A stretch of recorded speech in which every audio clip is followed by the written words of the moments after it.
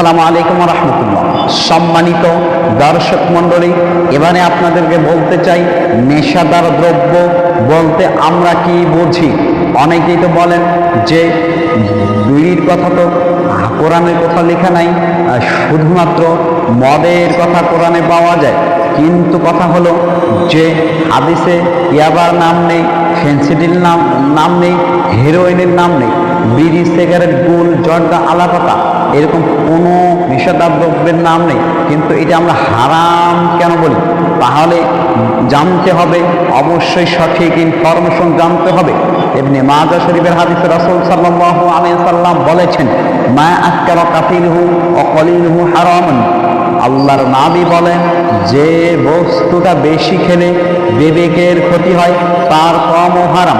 নবী করিম সাল্লাল্লাহু আলাইহি সাল্লাম এমন কঠিন একটি কথা বলেছেন, যতদিন কিয়ামত হবে না অতদিন পর্যন্ত কত নিত্য নতুন নেশাদার দ্রব্য আবিষ্কৃত হবে।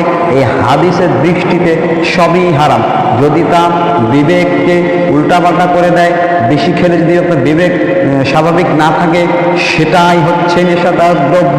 কারণ হচ্ছে আজকের দিনে অনেকেই যারা শিক্ষিত কিছু মানুষ রয়েছেন, তারা এইসব যুক্তি পেশ করে নেশাদার দ্রব্যকে মাকরু বা হালাল বলে সাব্যস্ত করে থাকেন। অতএব তাদের ধারণা পুরোটাই ভুল। কারণ রাসূল সাল্লাল্লাহু আলাইহি ওয়াসাল্লাম বলছে, কুল্লু খামরুন হারামুন ওয়া কুল্লু মুসকিরিন হারামুন। প্রত্যেক নেশাদার দ্রব্যই হারাম এবং যা নেশা সৃষ্টি করে সবই হারাম। অতএব আমাদের এখান থেকে বেঁচে থাকার চেষ্টা করতে হবে।